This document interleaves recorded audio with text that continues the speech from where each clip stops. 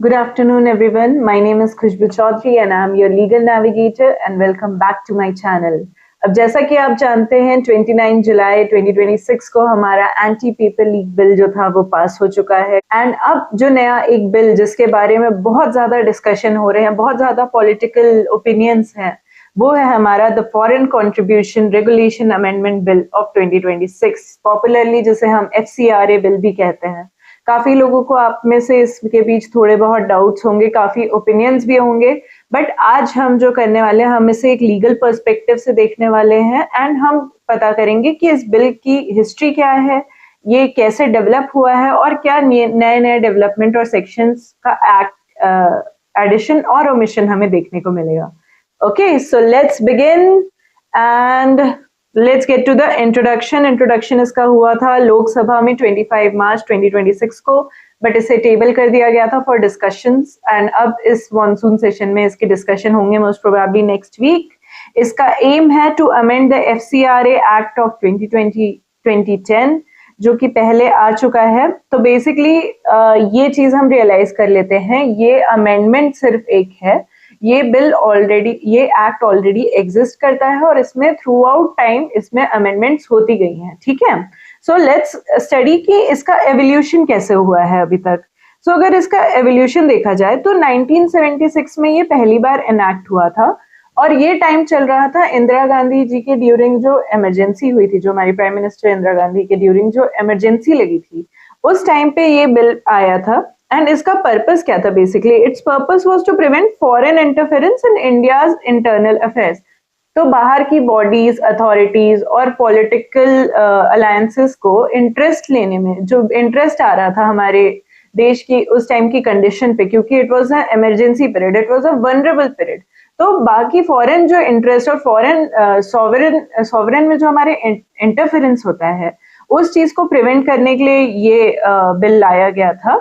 And basically इसके initial targets थे कौन कौन? Political parties, election candidates, journalist और जजेस, ताकि उनको कोई फंडिंग ना दी जाए जिसके कारण वो हमारे लाइक कंट्री की कंडीशन को चेंज कर सकें। ओके, देन इसके बाद क्या हुआ? फिर 1984 में बेसिकली इसमें एनजीओज को भी इंक्लूड किया गया, क्योंकि कई ऐसे एनजीओज थे जो कि मोस्ट एनजीओज जो होते हैं, हमारी नॉन गवर्नमेंटल ऑर्गेनाइजेशंस जो होती हैं, वो यूजुअली उनका पर्पस रहता है कि अगर उनको फंडिंग मिल रही है तो वो उसका यूज करता है for the upliftment of the people and communities. But इसका जो इंट्रोडक्शन था, इसमें जो एनजीओज को इंट्रोड्यूस किया वो ऐसे एनजीओज के बारे में डिस्कस किया गया जो कि एक्सप्लॉइट कर रहे थे देश की जनता को, या फिर लोगों की इंस्टेड ऑफ उनका अपलिफ्टमेंट करने की जगह उनके साथ barter system kind of establish करना चाह रहे थे कि अगर आप एक तरीके से अपलिफ्टमेंट करेंगे तो आपको ये चीजें करनी पड़ सकती हैं, जैसे कि कन्वर्जन्स हो सकते हैं हमारे, जैसे कि दूसरी फॉरेन पॉलिटिकल अलायंस जो है उसको फॉरवर्ड करने के लिए प्लान्स जो बने हैं वो यूज किए जा सकते थे। वो सब के लिए ये बेसिकली एनजीओज का भी इंक्लूजन हुआ था, क्योंकि एनजीओ का जो पर्पस था it was for the upliftment, not for the secret and hidden agendas जो कि आप अप्लाई करना चाहते हैं। ओके, सो बेसिकली ये इंक्लूजन ऑफ एनजीओज तो हुआ ही था और इनका मैंडेटरी रजिस्ट्रेशन जरूरी था। बेसिकली ये था कि जो भी वॉलंटरी ऑर्गेनाइजेशंस हैं और जो हमारे एनजीओज हैं उनको they must register with the ministry of home affairs to receive foreign funds. Okay, अगर उन्हें फॉरेन फंड्स रिसीव करने हैं तो उनको रजिस्ट्री करवानी जरूरी थी, और ये जो थी ये परमानेंट रजिस्ट्रेशन था कि आपने एक बार रजिस्टर करवा लिया तो उसके बाद आप चलते जाएंगे, मतलब आपको फिर से री रजिस्टर कराने की जरूरत नहीं है। लेकिन ऑब्वियसली ये चीज भी गलत थी, तो बाद में जाके ये भी अमेंड हुई है। देन हमारा हुआ मेजर ओवरऑल जो है बेसिकली, जो मतलब ट्रांसपेरेंसी और रिन्यूअल बढ़ाने की जो बात हुई थी वो हुई थी सबसे पहले 2010 में। आप जैसा कि हम जानते हैं FCRA जो है उसका मेन पर्पस है ट्रांसपेरेंसी। हम चाहते हैं कि अगर हमारे देश में कोई फॉरेन फंड्स आ रहे हैं, किसी के भी पास आ रहे हैं, तो वो क्यों आ रहे हैं, उनका पर्पस क्या है, एंड अगर उनका बाहर से जो हम पर्पस देख रहे हैं क्या वही उसका रियल पर्पस है, या फिर अंदर ही अंदर कोई हिडन एजेंडा है जो कि एक बाहर फॉरेन एंटिटी हमारे देश में अप्लाई करने की कोशिश कर रही है। इस चीज पे फोकस करने के लिए ये एक्ट लाया गया था। ओके, एंड जैसा कि हम देखते हैं कि FCRA 2010 जो था उसने किसको रिपील कर दिया, जो 1976 वाला एक्ट था उसको। अब इसका पर्पस क्या था, to curb diversion of funds into anti national activities. Anti national activities क्या हो सकती हैं, जैसे कि कन्वर्जन जो हमारे देश में ट्राई किए जा रहे थे, और kind of funding anti national elements जो कि जिन्हें फंडिंग दी जा सकती थी, जिनके थ्रू टेररिस्ट एक्टिविटीज कराई जा सकती थी हमारे देश में, इस चीज को कंट्रोल करने के लिए बेसिकली ये एक्ट बहुत नेसेसरी था, ठीक है। और इसके थ्रू कुछ की चेंजेस किए गए। पहले जो इसका लाइसेंस जो रजिस्ट्रेशन होता था वो परमानेंट रहता था, तो अब उसको हटा के बेसिकली क्या किया इन्होंने कर दिया एक 5 ईयर लाइसेंस की वैलिडिटी। मतलब आपको अपने लाइसेंस जो है, आपका जो रजिस्ट्रेशन है, उसको हर 5 इयर्स में या तो रिन्यू कराना पड़ेगा और रिव्यू भी करवाना पड़ेगा बेसिकली। और इसमें ये कर दिया गया कि जो एक्सपेंस है, जो बेसिकली फंडिंग्स जो आती हैं, उसमें एक कैप लगा दी गई कि इससे ज्यादा फंडिंग नहीं आ सकती, और वो थी 50% की, ठीक है। कि 50% ही एडमिनिस्ट्रेटिव यूज में उसकी फंडिंग आप दे सकते हैं। फिर उसके बाद हमारे पास आ गई ये चीज, political perspective retrospective basically apply किया गया था कि डोनेशन जो है उसकी डेफिनेशन क्लियर की जाए। फिर तो ये 2016 एंड 2018 में जो अमेंडमेंट्स हुए थे, बेसिकली उन्होंने ये बोला कि जो फॉरेन सोर्स की डेफिनेशन है उसे चेंज किया जाए। बेसिकली फॉरेन सोर्स में पहले जो था उसमें एसोसिएशंस जो थी और कॉर्पोरेट्स जो थे उनको कंपनी जो लिखते थे, या एसोसिएशंस या बॉडी कॉर्पोरेट जो लिखते थे, उनको हटाया गया बेसिकली, कि ताकि पॉलिटिकल पार्टीज जो है उस टाइम की, वो जो है बेसिकली उन पे स्क्रूटिनी या फॉरेन कॉर्पोरेट डोनेशंस जो हो रहे हैं उसमें एकदम इंटेंस स्क्रूटिनी ना डाली जाए, ठीक है। फिर क्या हुआ, फिर उसके बाद ये चीज हुई कि 2020 में स्ट्रिक्ट अमेंडमेंट्स किए गए इसमें। तो एक थी मेजर ऑपरेशनल अपडेट्स इसमें हुए थे बेसिकली, कि सब ग्रांटिंग नहीं हो सकती। सब ग्रांटिंग इनने मना कर दी। सब ग्रांटिंग मतलब क्या होती है कि मुझे अगर ये फंड ग्रांट हुए हैं और मैं इसे किसी और को ग्रांट कर दूं तो ये मैं नहीं कर सकती थी, ठीक है। ये चीज एक हमारी अमेंड हुई। फिर उसके बाद ये भी डिसाइड किया गया कि आपकी जितने फंड्स आएंगे, ओके, जितने भी हमारे फंड्स आएंगे वो बाहर से जब आ रहे हैं तो वो ऐसा नहीं है कि किसी स्टेट के बैंक में चले गए या किसी लोकल दूसरे बैंक में चले गए ना। सबसे पहले वो आएंगे जो SBI की ब्रांच थी न्यू दिल्ली में, जो सेंट्रलाइज्ड बैंक जो है हमारा, वो उसके पास पहले सबसे पहले आएंगे ये सारे फंड। मतलब सेंट्रलाइज्ड फंडिंग की ये बात की गई कि जो फंड्स हैं ऐसा नहीं होगा कि वो कहीं भी जा रहे हैं, बेसिकली वो सेंट्रलाइज तरीके से आएंगे। सेंटर के हेड बैंक जो है उसमें बेसिकली उसको डाला जाएगा, ठीक है, जो कि हमारी थी दिल्ली की SBI ब्रांच। और इसमें फिर जो है ये एक चीज की गई कि पहले जो कैप था कि 50% तक ही एडमिनिस्ट्रेशन में, मतलब 50% से ज्यादा फंडिंग नहीं हो सकती, उसको रिड्यूस करके कर दिया गया 20%, ठीक है। एंड देन आधार मैंडेटरी कर दिया गया for all office bearers. Office bearers भी अब अमेंडमेंट से हटाने की बात की जा रही है, लेकिन उस टाइम पे ये था कि कोई भी जो इनके ऑफिस बेयरर्स हैं उनका आधार मैंडेटरी है। फिर हम बात करते हैं 2026 की, जो अभी करंट बिल प्रपोज हुआ है, ये आया 25 मार्च में लोकसभा में, इसको प्रपोज किया गया बेसिकली। तो अब ये जो बात कर रहा है ये बोल रहा है कि जो अभी तक के लॉज और रूल्स थे इनको और स्ट्रिंजेंट किया जाए, और इन्होंने थोड़े नए नए इसमें टर्म्स ऐड किए हैं बेसिकली।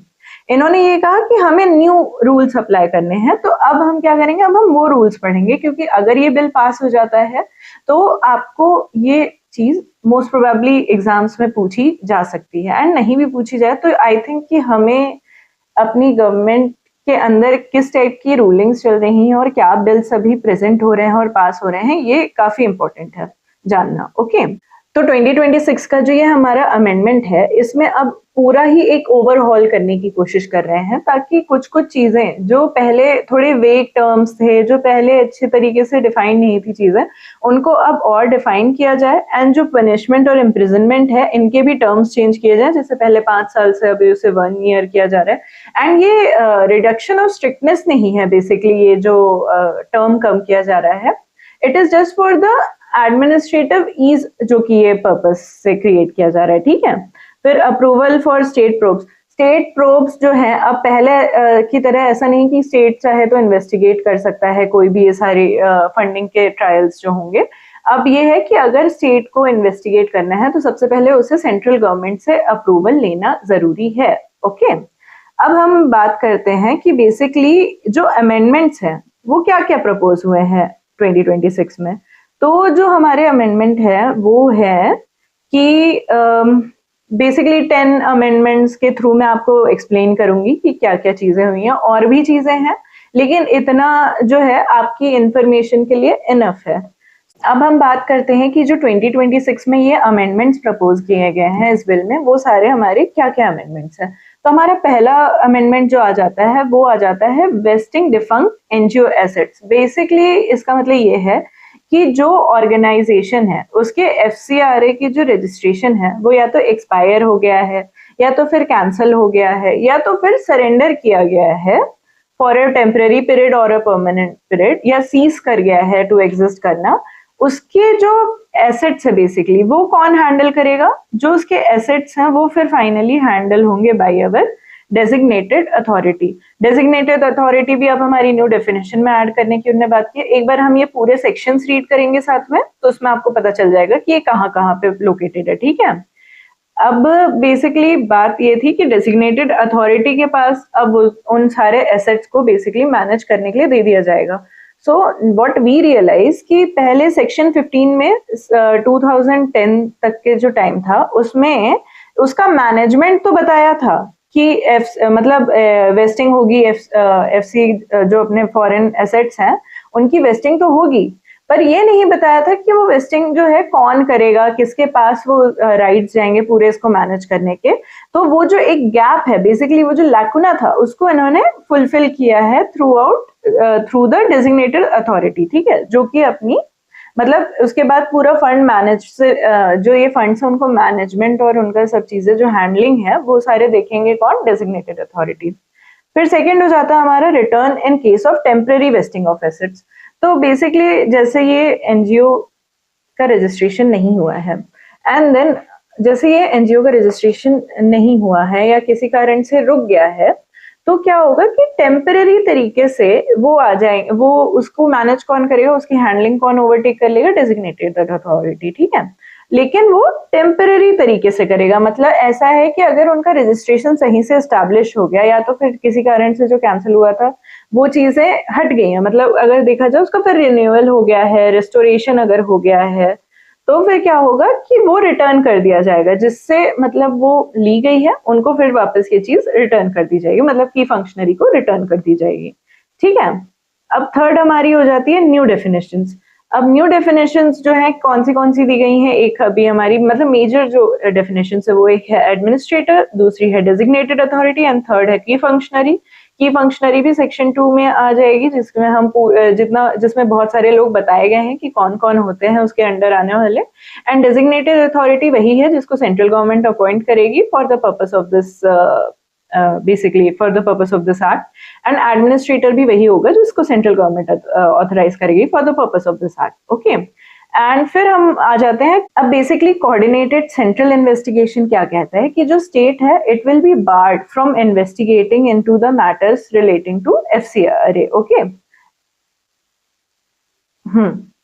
मतलब इसका मतलब ये भी है कि अगर जैसे सेंट्रल तरीके से अगर कोई प्रोब चल रही है, कोई इन्वेस्टिगेशन चल रही है इन दिस एफसीआरए मैटर्स, तो उसमें स्टेट पैरेलली बार्ड है कि स्टेट पैरेलली कोई अपनी इन्वेस्टिगेशन नहीं कर सकता है। ठीक है, so that is what coordinated central investigation is about. फिर कोऑर्डिनेटेड सेंट्रल इन्वेस्टिगेशन के बाद आ जाती है हमारी प्रोसेलाइटाइजेशन प्रोहिबिशन। बेसिकली जो प्रोसेटलाइजेशन होता है, मतलब आप मान के चलिए जो कन्वर्जन हो जाते हैं, जो लोगों के काफी आपने सुना होगा एनजीओ जो इस तरीके से फंक्शन करते हैं जो कि लोगों को कन्वर्ट करने की कोशिश करते हैं। काफी आपने जैसे इस्लाम में कन्वर्जन की भी बातें होती हैं कई बार। बहुत ज्यादा इंडिया में जो नोटिस किया गया है वो एक चीज है कि क्रिश्चियन और कैथोलिसिज्म में कन्वर्ट करने की काफी एनजीओ की प्रैक्टिस रहती है। मतलब कई एनजीओ जो है हिडन एजेंडा वाले, नॉट द गुड वंस, कई एनजीओ जो रहते हैं वो क्या करते हैं कि मतलब we will provide you with supplies, we will provide you with resources, we will help your society, but what you have to do is mandatory teaching of Catholicism, you have to indoctrinate people into it. तो इस type की जो चीजें हैं वो भी kind of avoid करने के लिए, वो प्रोहिबिट करने के लिए भी ये एक्ट लाया जा रहा है, जो कि काफी बड़ा कंसर्न रहता है हमेशा एक सोसाइटी में, क्योंकि आप एक गुडविल वाली बॉडी से आप ये नहीं एक्सपेक्ट करते हो कि वो हिडन एजेंडाज अप्लाई करें for the upliftment of people, because with when there is a hidden agenda मतलब लोगों का अपलिफ्टमेंट नहीं हो रहा है। बट ठीक है, it's a good step basically. Then हम आते हैं 6 नंबर पे, जो कि है रैशनलाइजेशन ऑफ पेनल्टीज। बेसिकली मैंने जैसा आपको बताया था कि पहले 5 ईयर की जो पनिशमेंट थी वो हो जाएगी 1 ईयर की, एंड वो वही जो है वो बेसिकली एक तरीके से रैशनलाइजेशन किसके लिए है, एडमिनिस्ट्रेटिव लेवल पे रैशनलाइजेशन है with regards to criminal trials and everything. ठीक है, फिर हम आते हैं 7th नंबर में, जो कि है हमारे explicit exemption to central government.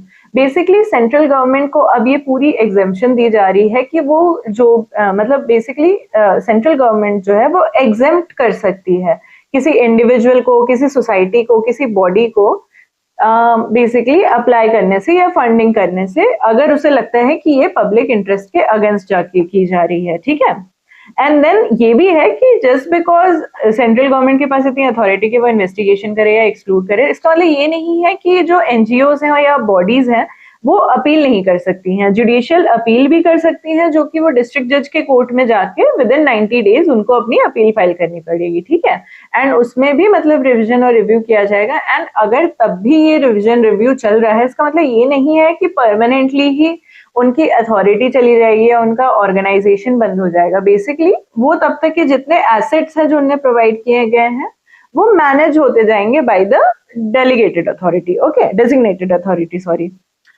फिर हमारी आ जाती है प्रोहिबिशन। प्रोहिबिशन जो है किस किस को प्रोहिबिशन दी गई है कि इनको फंडिंग लेना अलाउड नहीं है, फॉरेन फंडिंग ये लोग नहीं ले सकते हैं। तो वो हमारे कौन कौन आ जाते हैं, वो हो जाता है हमारे इलेक्शन कैंडिडेट्स, वो हमारी हो जाती हैं पॉलिटिकल पार्टीज, वो हमारे हो जाते हैं जजेस, वो हमारे हो जाते हैं लेजिस्लेटर्स, एंड वो हो जाते हैं हमारे न्यूज पब्लिशर्स। ये लोग फॉरेन फंडिंग नहीं ले सकते हैं।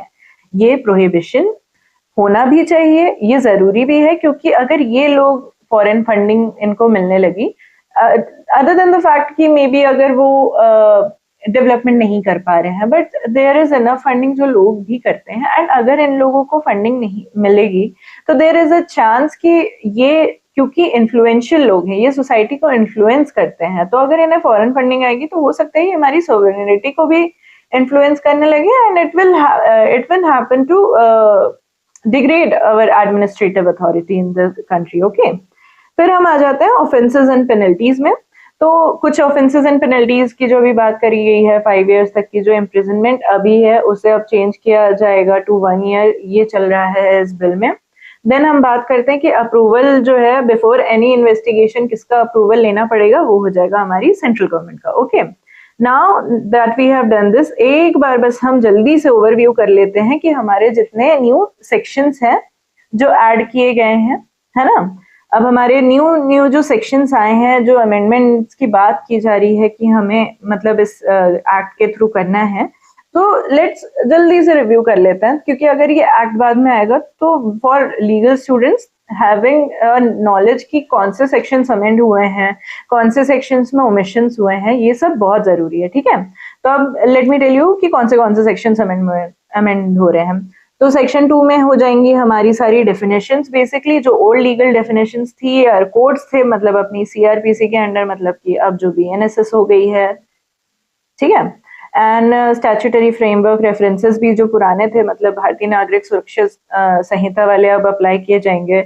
एंड इसके अलावा कई नई डेफिनेशंस दी हैं, जैसे कि एडमिनिस्ट्रेटर की, डेजिग्नेटेड अथॉरिटी की और की फंक्शनरी की। ओके, और जिसमें की फंक्शनरी की बाय द वे डेफिनेशन में अब बता देती हूँ कि कुछ लोग जो आते हैं वो बेसिकली हो जाते हैं हमारे डायरेक्टर्स जो हो जाते हैं कंपनी के, पार्टनर्स जो हो जाते हैं कंपनीज में, कर्ता जो हिंदू अनडिवाइडेड फैमिली के हेड हो जाते हैं, ट्रस्टी जो होते हैं ट्रस्ट के वो हो जाते हैं, और ऑफिस बेयरर्स जो पहले हुआ करते थे अब वो आ जाएंगे किसमें, की फंक्शनरी में, ठीक है।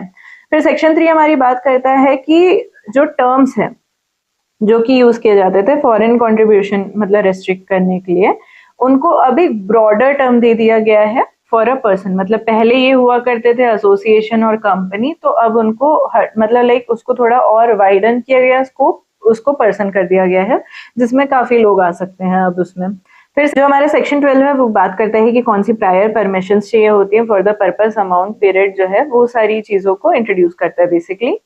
और जो पहले डायरेक्टर्स और ऑफिस बेयरर्स होते थे उनको अब किससे रिप्लेस कर दे रहा है, बाई की फंक्शनरीज। की फंक्शनरीज जो हमने पढ़ लिया कौन कौन होते हैं बेसिकली।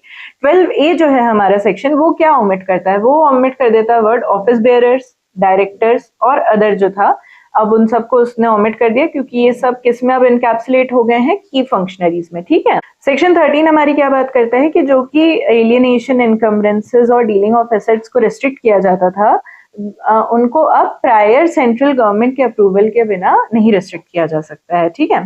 सेक्शन 14A हमारी क्या बात करता है कि स्पेसिफिक एसेट मैनेजमेंट क्लॉजेस जो थे पहले उनको अब हटा दिया गया है, उसकी जगह इन्होंने 16A से लेके L तक पूरे वो अप्लाई कर दिए हैं सेक्शंस, तो वो उसी में सारे इनकैप्सुलेट हो जाएंगे, मैनेजमेंट वाले भी।